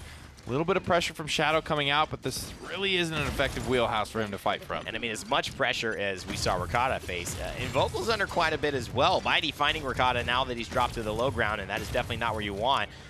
But Invocal here just making sure he doesn't see Ozone. Sneaking around the corner. That Maeve is still prowling somewhere. Shadow finding a big kill on a Bidy. He has definitely been the best Zen player on the side of Splyce today. And back on that roll, he finds a clutch kill. Shady's working on his ultimate as well. 89% climbing higher and higher. He'll have it in no time. Overtime started in favor of Splyce. Wi-Fi goes down. No front lines for SK to stall with. It's just a Bidy quadra kill. That's all he needs. And Easy game. He's close to that double. He's looking for it. And SK got basically all they needed. Shady Shades and Vocal stepped in and, you know, got some kills in front of him. But Bidy and the moment of approach was right, and it's a 1-0 lead here, albeit very narrowly over Splyce. And with no ultimates used either by SK for that victory, that was far from assured there. Power Siphon plays, very nice stuff, very nice combination by Wi-Fi and Bidy to keep him safe on the front line. Ooh. Not for a time, and Invoco always has that potential to go off and just one-shot a couple of people. And I mean, you know what? It's working out really well for them. And SK Gaming have shown they like to 2-0 when they get going. Splyce have shown they like to defend when they have a chance to either get 2-0 or tie it up 1-1. However, this looks to be moving a little faster than they would like. Enlightenment here popped. Ozone gets close to dead, and he gets dead by Bidy, and now he's shooting for the head. Jumping up and away, he finds the third. Bidy going big here. The coach showing him how to play. He says, come on, kids, I'm not going to talk lesson plans. I'm going to show you. Is that caveman casting there? It might have been. Head, good, shoot. Me likey. Buck is a very cavemanic character. He is. And that's a word. Basic. He just Buck heel, Buck jump. Buck heel, Buck jump, Buck kill! Buck kill again! Oh, yeah, brother. Oh, yeah, and this is the perfect skin for that. 106 on the clock. Under some pressure, but Bitey doesn't appear to be super worried about it. He's done such a good job just moving around the map, keeping the members of Splyce distracted. A quick heal. Shadow now. The tables have turned. That's the thing about Buck. If you don't kill him quickly, he will ultimately tip the scales back in his favor. He'll full heal, man, and that is just the power of bulk up. Holy moly. This is a great play here from Invoco to start it off. What a shot there. Hot young talent indeed. Rabies was onto something. He sure was. We will tell his story for all time. Same loadout here, no changes. I was actually wondering, I couldn't tell. His cooldowns looked like it was so low, but it's only a 10-second cooldown, 1 second off per level. Buck has a lot of value hidden in these loadout cards. Oh, yeah. Splyce with a rough start there. 1 and 3, 1 and 4 between Ozone and Shadow. Those guys have got to find a way to pick it up. And you sacrifice that jump strength, which sometimes the 10% is enough to get up on certain ledges, and the 5% isn't. But he's really aware of what ledges that matters on, and he knows the route that he took last time was enough, and he's taking a completely different route here. I love the approach. It's just mixing it up, but this time a little bit dangerous, but he hides out in this side, now finds a healer, and a beautiful play. Bitey is really just on form today, Nick. Not the way you want to see it go down, and Invoco puts Ozone into the wall. 27% already for SK Gaming, and Nara on the retreat, unable to find the headshot there that would have been good for the kill. But Bitey's still in hot pursuit of that butt. And the movement as well from the Buck. I've just been so impressed. Yeah, he's been phenomenal today. And headshots galore and the management of situations, but he just recovered. I don't think they're going to be able to kill him. No way. He gets out. Oh, finally goes down, but you got to say at what cost? He's invested so much to be able to bring Bitey down. Shady still now just easily slides into the back line. Lightman comes out onto the point. Shady Shade stopped short only by Ozone.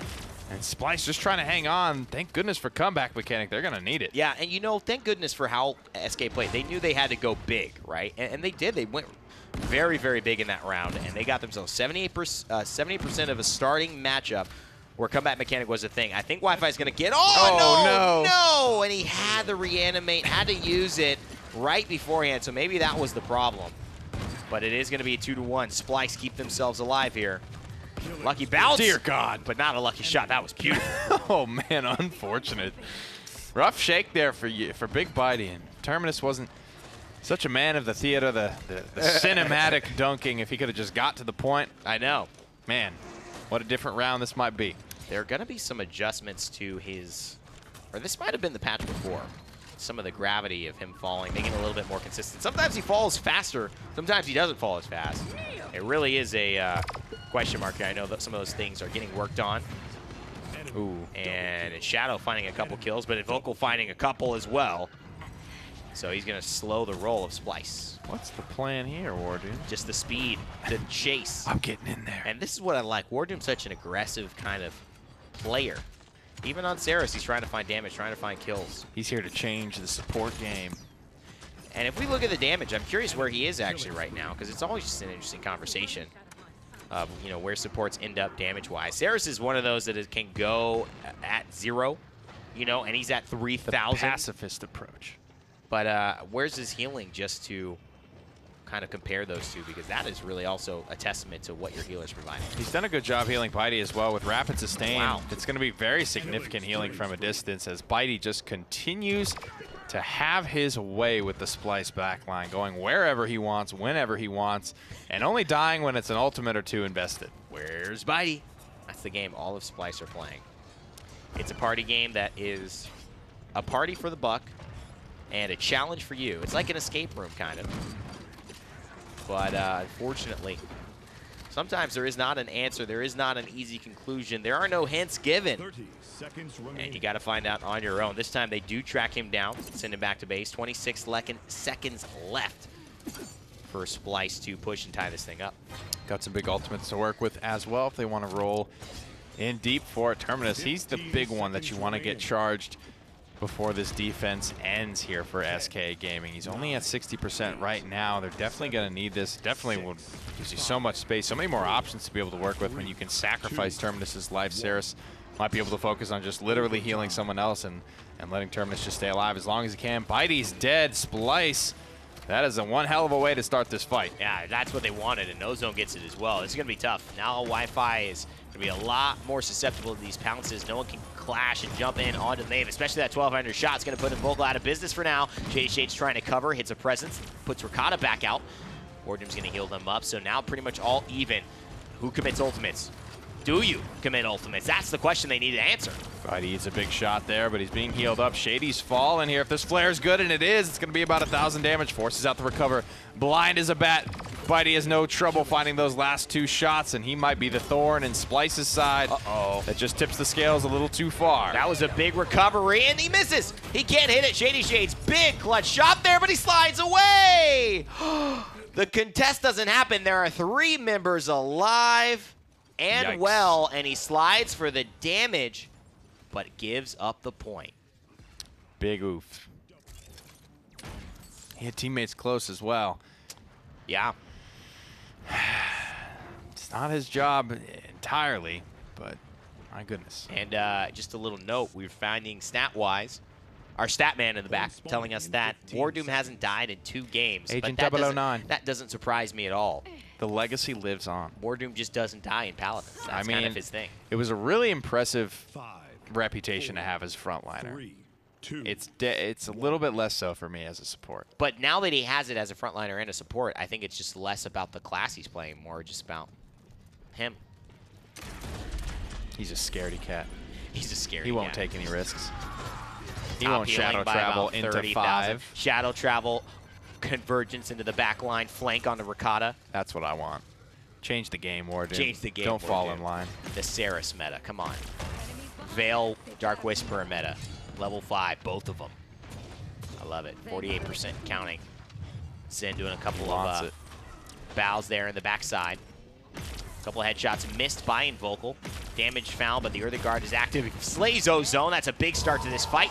Here comes the Dread Serpent as well. Ricotta finding Bitey as a response.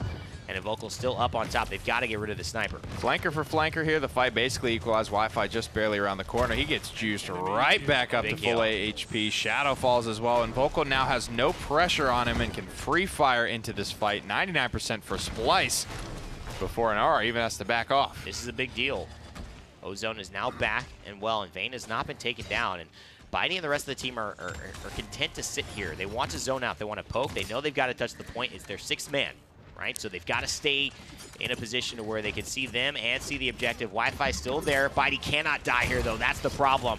He's in a different spot than maybe he would like to be, but there's the Buck Wow, and he's looking to get Vayne. He finds him, but there's Shadow who finds another, but Shady Shades comes up big with a double kill, maybe making amends for that last round with a triple kill and the point captured for SK. And they still had to go through Terminus Reanimate there. Wi-Fi had plenty of room to give on the objective there. He would have been coming right back. Beautiful fight from Shady Shades and all of SK. That was what they needed right there. And that's what Shades needs as well.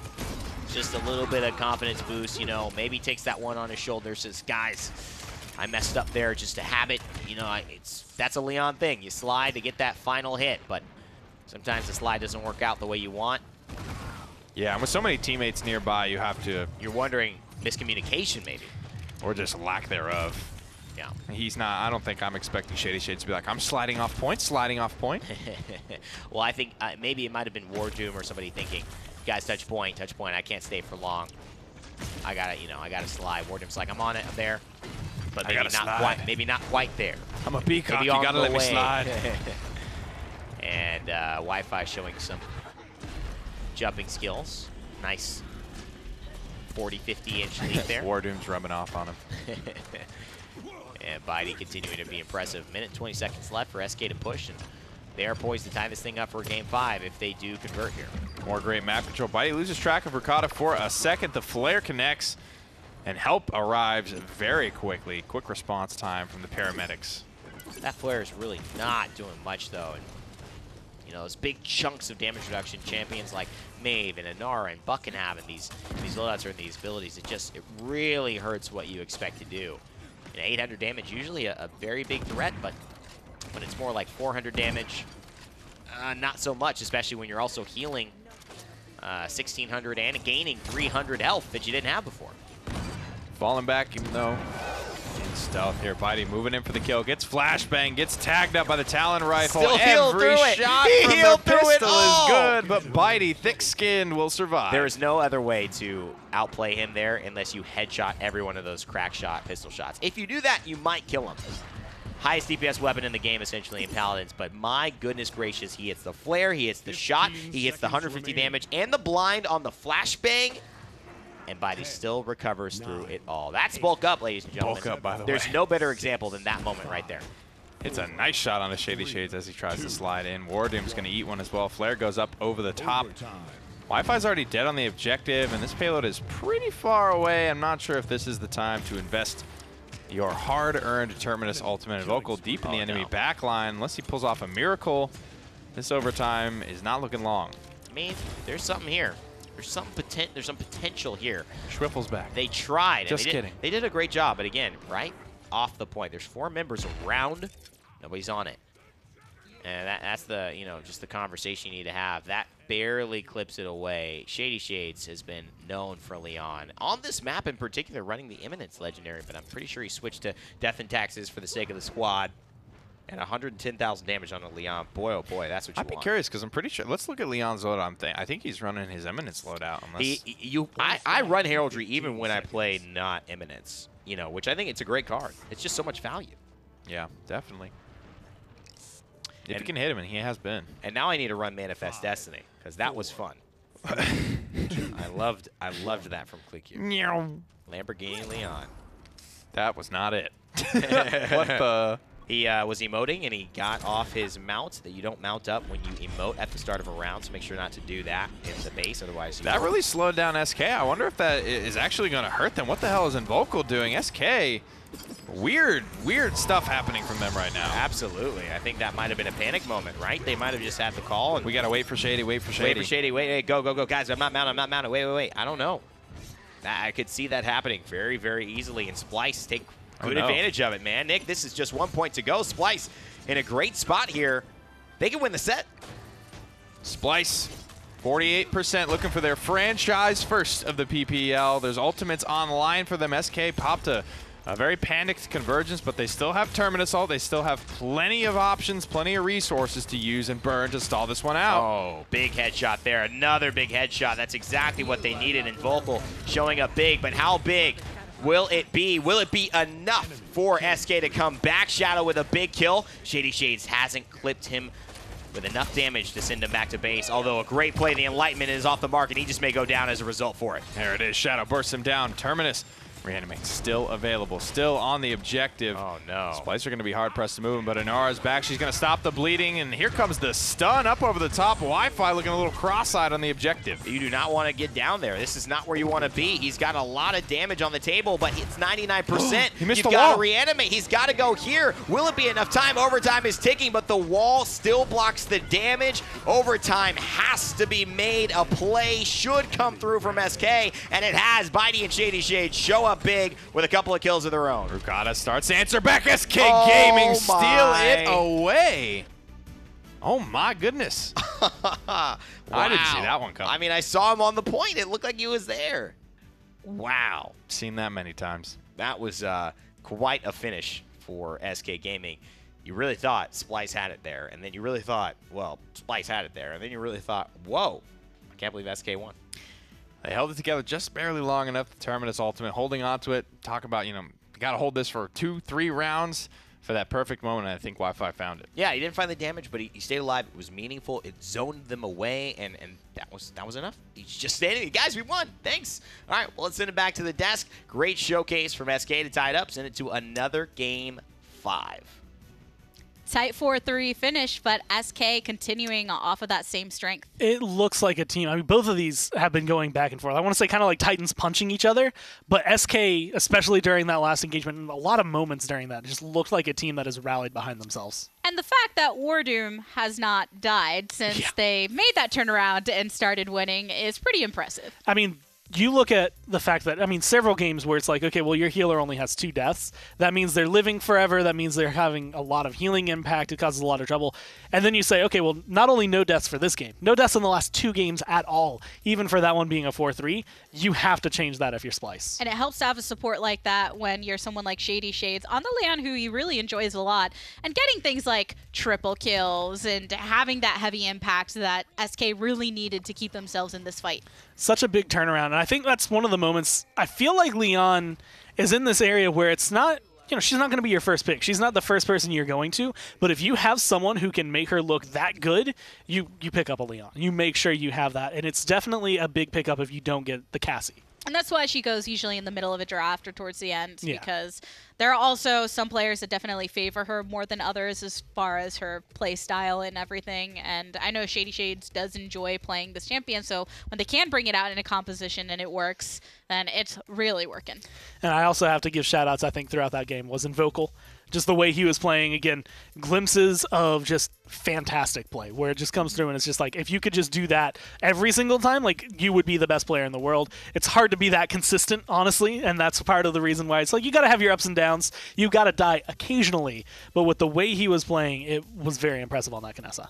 Well, we're going to game number 5, which means the bottom of the barrel for map. So let's find out what's left on the table. And it's Frozen Guard. It's been a while since we've been to a cold place. I feel like Frozen Guard for a while there, and it might just be Europe, because I think it's either Fnatic or Na'Vi lately that have just been banning it out and do not want to go here.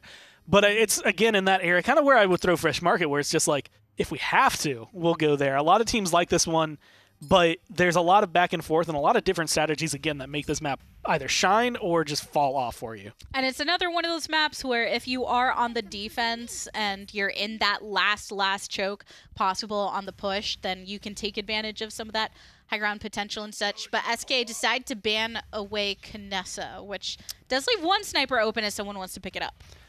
I'm actually curious as to whether or not, no, they're going to go for the Cassie. I was thinking if this is the spot, they'd say, we don't want you to have a sniper. This is where you scoop it up. But this is actually one of those maps that's it's a little interesting because picking up a sniper here can be great for you.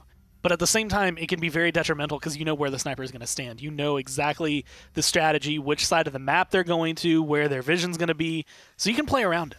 Yeah, and that's the thing. SK, by banning away a sniper and not picking up a sniper themselves, then they are doing this knowing that Splyce is likely to pick that up, and they do, their third pick being Strix, which means they do have a strategy in mind. They go into this very prepared, and Genos is going to be their next lock-in, along with Buck, and Buck has been a great pick. Baidi's been doing really well on this. Even with Maeve, even with Inara, even with Strix being the only sniper available, SK, I mean, Makoa, Cassie, Genos, Buck, like, you could literally throw any other champion in. Maybe not any, maybe not Willow, maybe not Vivian, although you could potentially make it work. Those 4 are usually strong enough on their own to just carry the game. And how you get the Bomb King, like, that is a solid lineup. So then between Splyce and SK, these two lineups, whose draft are you favoring? Honestly, I have to give this one to SK. I mean, it's just too much good, too much strong, and especially for what they have with their team players, the way that they go, this fits them very well. All right. This is Game 5. Once again, second set of the day and the last set of the day. North America showing out. So let's get to it. Well, both teams putting rosters together that are daunting and look devastating if things go their way. Game 5, again, in our doubleheader for North America. It was quite an unexpected, I think, showcase for Splyce. We knew something good was going to happen. We didn't know it would be 2 Game 5s for both of their sets and impressive performances throughout the way, making them look like they've never missed a beat being in the PPL. And now you got to bring momentum into the conversation. At this point, Splyce were up 2-0, but now they're starting to feel this one slip away. SK Gaming have brought it back 2 maps in a row. Splyce have their pick of the litter on Splitstone. Photo finish. Yeah. Ended in a loss there. They'll have another pick here in Frozen Guard. They have the only sniper this time around, but I think at a cost of, you know, very comfortable picks for SK Gaming and Shady Shades Cassie and Wi-Fi's Makoa. And I mean, I like, I like going with a sniper. And I think Shadow on the Zen has felt comfortable. Zone on the Maeve has felt comfortable. There's nobody that looks just off to me. I just feel there's a lot of room to be abused by the buck here with the Master Riding, and Vocal is pressure on the Bomb King running Cauterize yet again because there's no shields, and it's just so much more confirmable as far as his damage. And it's looking like half shell here from Wi-Fi as well. Running a little bit of Barrier Reef for some cooldown reduction on the shield. When it's hit, Shadow almost first blooded there. Wi-Fi straight to the objective, holding it down, but first blood will confirm and fall for Splyce. And Shady Shades, though, trading out and getting the double kill. And now, instead of it being the Zen or the Maeve that can snowball this, it's the Cassie who can do so. Rakata obviously has to hit a big shot, but it's going to be Bidey who cleans him up, and that's the problem. I mean, SK Gaming have all the tools in the toolkit. They could even send Makoa back there. It'd be just as devastating as a buck. Shady says, thanks for the high ground as he slays Vayne, standing proudly atop his wall. SK Gaming, 90% and climbing here. The first objective look like it's going to be going their way. Ozone taken down again, and he definitely has not taken over the game. We saw Maeve taking over some of these games at the Masters Land recently. Yeah, and there's been a lot of concern around Maeve, right? I mean, she's been banned and picked. Nearly 100% pick ban rate in these games, and hasn't shown up. It hasn't been as devastating and as crucial to lineups as I've seen the buck be for Moonchopper on the side of Renegades, and also for Bidey on the side of SK. This buck has been a crucial element against Splyce, and it makes you wonder, you know, Rakata had a decent game on it. I mean, do you just always go away from it? Do you try to play it? Do you take it away? There's a couple of things with Maeve, right? She has not had her time in the sun yet, so she is largely a new champion for all of these DPS players. However, you look at someone like Drogos who gets buffed, comes back into the meta, you have Bugsies, you have Fishekos, you have even Mewtwo's, guys that have played Drogos way back in the day and just have that get back right on the horse. Maeve is not really that way. No one's been, I don't think, a Maeve wave unless somebody picks up Rinsig or something like that. Yeah. There's no one that's really done it super heavy before. That's a pretty funny Maeve name that you mentioned there. But yeah, I hear what you're saying, and I think Buck is a good example of a champion who a lot of people have played and has had moments, had some very big moments, and you know has gone in and out. And this style has been around. It just hasn't been as on blast as it has been now. And Rakata really getting silenced by this shield. We've seen him pick up Wrecker before, but saving his shots this time around for Bidey when he gets exposed, just not enough to clean him up. So much damage reduction. Quick 1-2 punch there on a Shady Shades. The headshot followed up with the daggers is going to be good for one, but SK still making a little bit of progress here and there. They've got to get up closer to this choke point here if they want to have a real shot at this. I don't know if they have time left on the clock enough to lose a fight here. Bidey goes down. Shady Shades is on his way back, and Vocal falls as well. SK are in an awkward spot right now. And I mean, the benefit of the sniper here too, especially, is on the defensive end. There's so little ways, so many awkward opportunities to find an actual opening onto him that you kind of have to create. You have to go and you have to be a little aggressive. You need a moment to somehow appear. And I'm not sure if SK Gaming are going to have that just randomly appear. It's going to be something that Bidey does, maybe something that Wi-Fi does with the shell, maybe an Ancient Rage that buys some time. But if you just stand there and let Rakata shoot, he's proven he can aim. Big old shot onto Shady Shades, or Vocal, excuse me, forces him out. My God. Go ahead and correct myself as well. One on a Shady Shades for good measure.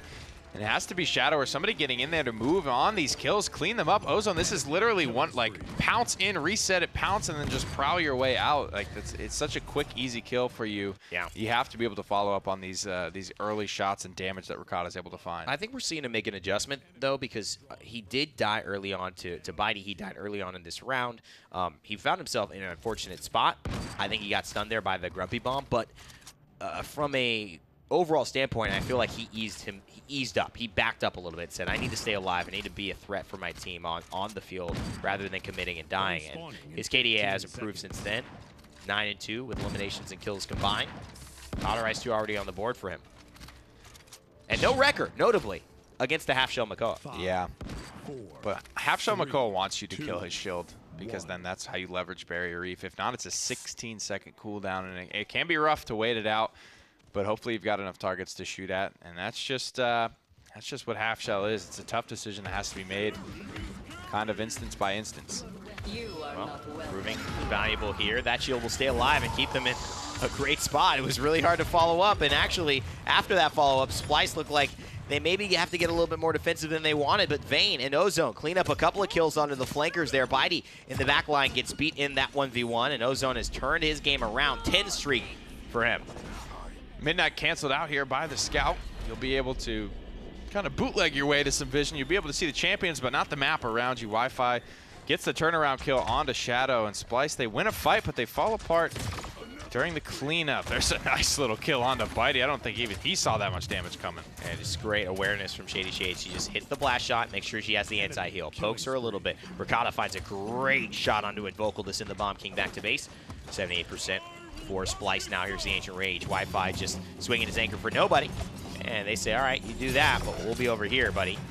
Ozone with a nice pounce. He's looking for another one, but Bitey comes in and just front lines for him. Says, nope, you can't take down my front line. But Splyce say, okay, we'll just take your objective. Bring it back the good old-fashioned way. No comeback mechanic in play, Ricotta.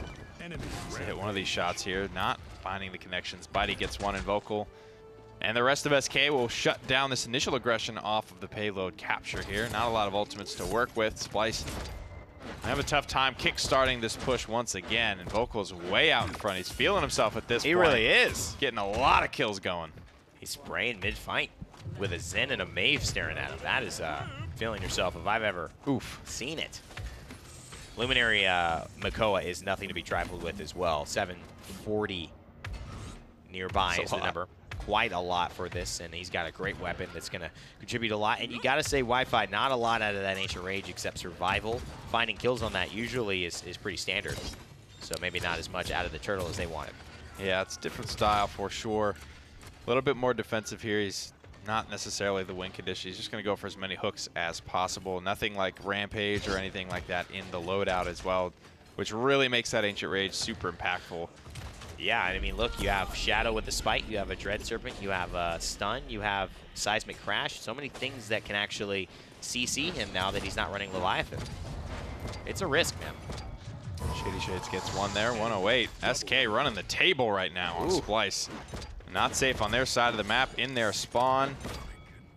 Wow, in between the rock and the hard place. I like what I'm seeing here from Invocal, man. I like the presence of mind he has. He gets taken down there, but they're zoning far. And you could expect that. Wardoom 13 streak. Has he continued his not dying situation? I don't think 13's enough. Did he die in that Splitstone game? During that really awkward start to that round where they've had the convergence in a corner? I would imagine. I don't know. He may have. Wardoom has not died now since they started winning games. So in the last 2 and now 3 games, Wardoom has not died at all. Wow, that is that's a hell of a stat. I don't know if we've ever seen that from anyone. Certainly is. And I mean, look at what Envy were able to do to Crimson from Burrito on this map in particular. They just absolutely gunned for him and no one else. Maybe Splyce tried doing something like that. I mean, having different with a Genos versus a Maldamba. Live for 3 games in a row. You got to find an answer. Yeah, no, I mean, that's just Abby normal. I think you'll win a lot of games if your support never, ever dies. And especially if he's Luminary, because that means the damage amp is just always up on you. So really giving a great performance on his debut for SK Gaming. You can't ask for anything better, setting records here in the PPL. And Splyce don't really care about that at all because it's all their debuts for PPL in general, and they want to win. They're 1 game away from doing it. Crowder needs to start finding shots here pretty soon, or SK are just going to win this fight by default. The 4v5 here finds one onto Bitey, but so much damage reduction, gets one onto Shade. He's starting to get some value now, but SK come through with 3 quick ones and a defense. And it's just you just have that pause, and that break in your DPS is what really hurts it. It's nice burst, especially when you hit the headshot, but Ricotta is doing a lot with a little, I think, against this very mobile, very bursty, very tanky team on the side of SK Gaming. It's the 5% damage reduction. They're like, all right, we can't die. But he's got the 15% damage boost. He's boost. He's running ambush. Point spawning in 15 seconds. The math checks out. I think that's the key. 0-0 and 15, Wardoom. This is pretty wild. Yeah. Also, he's been 0-0 a lot. He's not had a lot of kills either. I would wager that he's got under 5. I'm going to give myself 7 kills in the total of those 3 games as well. Yeah, he's been playing very, very safe, but realizing that, you know. Is this pro supporting? Is this it? He's changing the game. Is this what it means? Wardoom. Hashtag changing the game. Wow. And now he's gunning for those support titles, you know? Now he's competing with Bird and Spunky and Jera and Cuss. This will be interesting here. Ambush. Big shot. And that burst is enough. Ricotta finds the angle on the Shady Shades. Flashbang. They're going in big. Splyce want to turn this around. And he gets in the big shot onto Invocal. Can he find Bitey? He hits it the no-scope, but Bitey cleans it up with a headshot onto the sniper. Just too tanky, and SK Gaming are still in the lead on the objective. Splyce struggling to just convert their victories into anything. They've got an R parked on the objective. Shadow comes through with the spike. Big stun there, but again, nothing. Splyce need to convert on these massive ultimates. But Ozone stays alive, and for me, that's a big win. The fact that you just keep Ozone alive. Wardoom is still alive. He has not died. So still the support somewhere on the side of SK Gaming, and that somewhere isn't over the rainbow. It's on the objective now because they've got control. It's Aspect the last man standing. Splyce not looking too hot right now. That was just where'd that go wrong? That's such a winnable fight there. They get nothing from their flankers. Ozone and Shadow have got to start finding frags. Ricotta's putting good damage onto this back line. They've got 3 members stunned. There is opportunity there for these flankers to capitalize on. It's just not happening. To me, this just looks like a really tried and true style of play that's not too flashy. I don't think this beats G2, Renegades. I don't think this beats Envy, the way SK played today. But it's just so consistent, man. And the way Bitey switched up onto this, it's just looking like Splyce are sometimes hitting huge and sometimes not showing up at all. But on the course of the day, that's a B+ for me, and that's a hell of a good performance from going from like a D- for where they were. I want to take a look at some slash lines at this point and see, you know, how these flankers are able to perform. 10-6 for Ozone, 6-9 for Shadow. I think that's probably where you have the most room for improvement. 0-20 at this stage. I mean, you got 2 flankers. Well, who's saying let's kill Wardoom? Who's saying that? Anyone? Whoever the end-game leader is. Because, I mean, that seems like a job for someone, right? I mean, maybe SK are just doing so well at forcing him away and saying if any Mave or if any, you know, Zen shows up, we get a hook, we back off, we keep Wardoom alive at all costs. Try and find it, and they do have a pretty defensive composition with the half shell. Yeah. Wi-Fi's not going to be, for the most part, diving too deep away from his support, from his back line. He's just trying to hook people in, keep everyone safe for the time being, and let the boys do the rest. They have 3 DPS, 3 different ways to win the fight. Invocal taking a lot of initial damage. The setup here from SK. Shadow's just able to tee off into the back of a couple skulls. Yeah, they found Aspect, Nick. He found Wi-Fi here, but Vayne also finding Shady Shades. That was a big one. Wi-Fi commits, finds the healer. Still Wardoom. Not taken down, but still, I mean, that was a big play. Almost turned into a push here. Awkward in and out there from Xin as well, unable to get any killing blows, and converting is the big name of the game here, especially when you're looking at characters like Bitey, who are, if you don't burst them down, they're probably not going to go down at all. 14 left for SK to get close to this one. They're here as 5. They don't have a lot of ultimates to work with, and if they spend anything more, they could put themselves in a really awkward spot in the final round of this set. Ooh, and Shady has an awkward time for his luminary mark to run off because he gets hit by Ricotta and then has to wait about 6 seconds before he can get back. Can't fight anymore. They get Cassie off the board. Ricotta again showing up big. It's another 3-3, guys. And no best of 3s, no best of 1s. It's really just best of 1 round that's going to decide who gets this one. It all comes down. Big plays by Vayne. Yeah, he's been phenomenal today. Aspect, Vayne, the guys that are, you know, not noobs to the PPL here, have been really, really strong today. I mean, 8-9 for him.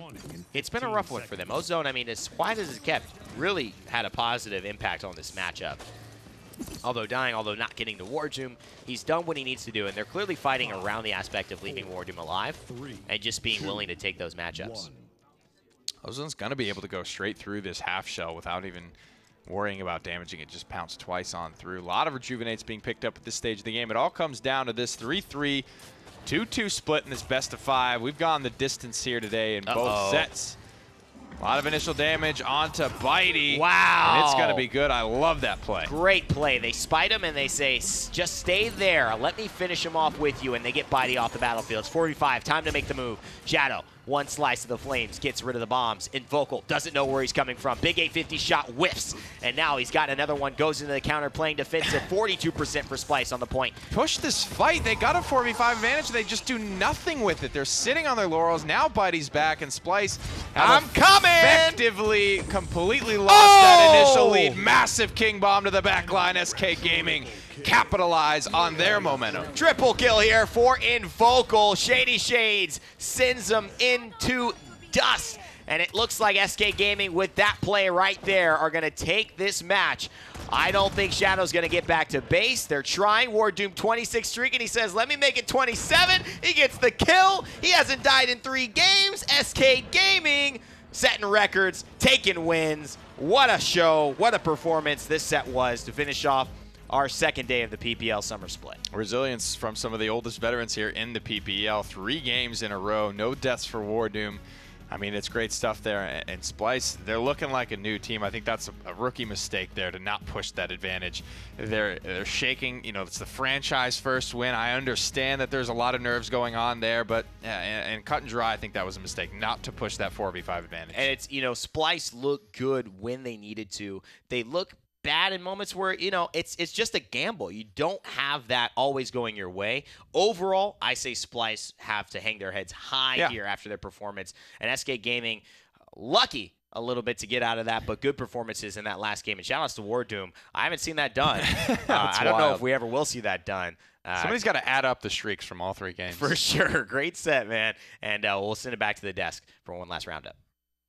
And congratulations to SK Gaming for their victory in that set, Game 5, and to Wardoom for just staying alive. I feel like Bitey has probably already put together the streaks just to have that as like the, look what we did in week 1. Just to have that ready, like not even as a glue, but just like in case anyone was questioning whether Wardoom would make a good transition as a support. Because once they kicked it into gear, they stayed in gear. Yeah, 100%. Like that was, we hit 6, and that gear shift never moved once again. And then you look at the plays, especially in that very last interaction there, Shady Shades on the Cassie had just a great selection of the targets on Splyce. And once they went down, they weren't coming back up. And Invocal on a comfort pick of his also supplying that power. And being able to flex around, I mean, especially towards the tail end of that, I think is when everything got explosive from the Bomb King, just being able to push it forward, finding the kills left and right. And again, the flexibility of the team on both sides, I think, is really what was giving the strength. But it was just the I think, like you said, the comfort pick, having something that you know you can play really well. You don't have to worry. Bitey as well was one that really kind of stood out to me just because, again, I'm kind of used to seeing him go for the front lines. I'm used to seeing that, and we've seen him flex around on some things. I think I've seen him play Willow. I've seen him play Skye. I think I've seen him play Vivian. But being able to see him have a great performance on the Buck was refreshing. Well, I feel like a lot of the players that for a while were just frontline players, then way back in the day were players of other types. They were the carries. Yeah, everyone's kind of done it all at some point. So depending on what part you come in the scene and you've been watching him, maybe you forget about that. Oh yeah, he's been doing frontline. All right, yeah, he likes that other stuff too. And just really solid job. And it gives him that kind of flexibility because, I mean, like you had said, I think during the last segment and just looking at it, you can choose, okay, well, this actually works really well against their comp, even though this person hasn't seen play, or this person works well here, even if they have been seeing a lot of play, just because of the way it goes and the way we can play this and kind of flex around it. Again, it was very different. I want to say Renegade's Buck versus Bitey's Buck. Definitely played in kind of a separate way, but still worked both times. Yep. But this was just day 2 of what we have for you in PPL throughout the week. Coming up tomorrow, it's our Fnatic doubleheader facing off against Mousesports and Na'Vi. And after that, the G2 doubleheader with Renegades and Envy. And I agreed with what Evan said and the casters were saying. I think Splyce has a lot to be proud of. And excited to see what they do within the rest of the regular season. But remember, everyone has one thing on their mind. They want to get to HRX in November. And guess what? You can be there as well. Just go to highresexpo.com to purchase your tickets, where we will have the Paladins World Champion and our console wars, as well as our Smite content with the World Championship and their console. I'm glad I know I get to be there too. Yeah. Whether or not I have to buy a ticket, I'm going. hopefully I'll get in. But It'll be fun. That's going to be a great event. Well, everyone, it has been a blast here on the desk. We're going to close things out and actually send it over to Rain Day, who's standing by with an interview. Thanks, Gabby. I am here with the frontline main himself, or the Inara cosplayer here. It is Wi-Fi or Wiffle. Let's get this straight. Wi-Fi, Wiffle. What do you want us to call you? I mean, I prefer it being pronounced about 6 different ways. I think it's always the best that way, so people can always ask me a question. Okay, all right. So you're setting up your interviews. You got more to talk about. Piano in the background. You guys are playing some beautiful music, maybe some victory music after taking the set, going 1-0. What's the morale like for the team, the environment inside of SK Gaming? Everyone was pretty ecstatic. We were pretty much just happy that we didn't give Splyce the first one. We like to keep that tradition going. So everyone's just grouping up together saying, guys, don't be the ones to do it. Splyce, though, talk about these guys. You are a roster that is relatively young. You've got Invoco, who is the hot young talent meme. He's growing up in age, but you've worked with a young roster here and had struggles. Splyce, 2 games, 2 best-of-5s, 2 losses, but a young team with promise. What would you say to those guys heading into their first summer split in the PPL? What words of advice and wisdom would you give to them? They're playing really well. I mean, they're a new team, so I'm not sure. They had some weird drafts in our last sets, so I would probably look at that a bit more. They might get a bit of nerves as well on their on those last points or whatever. That might be a big thing for them. But you only really can improve that though with more time playing, I guess. I mean, they had us for the first 2 maps pretty much. We had some pretty bad drafts, bad play. So I mean, they played really well. So hopefully they don't play well the rest of the season though, so we can win.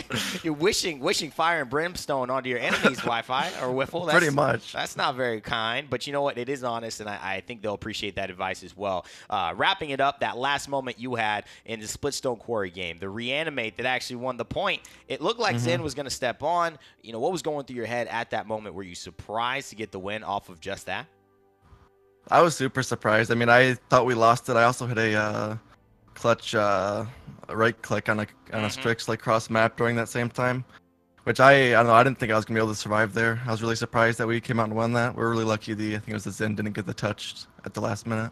So let's get a comment on this. One of our stat guys in the back, I'm calling a stat guy, is really helping us run the show, directing the show. But also, Ward Doom, we noticed it. He was on like a 3-game no dying streak. Did you guys in your team comms notice that? Was he talking about it? What was the atmosphere around that? He wasn't talking about it, but we noticed it for sure. It was very. I mean, I guess it fits his playstyle even better than tanks. He barely died in tanks, and healer he's playing even more passive. So we could lose the game, but he could still have 0 deaths. It's pretty insane. You guys lose 4-0, and he still has no deaths. Well, you know what? It showed that it worked out for you guys, especially with the Genos Luminary Marks always up on somebody. So that was a great boon for you guys. Congratulations on your victories today, Wi-Fi, Mr. Wiffle. We look forward to seeing you in the rest of the PPL, and have a good one, man. All right, thank you. All right, guys, well, that's going to be it for the PPL today. That was Wiffle joining with me. SK Gaming take the win. And Splyce, although their doubleheader doesn't go their way with Renegades grabbing the first set, take them both to the best of 5s. That's it for the PPL, but we'll see you all tomorrow starting off at 3 p.m. Eastern time for that. More PGS in the morning. As always, friends, never give up, never stop gaming. We'll see you all next time.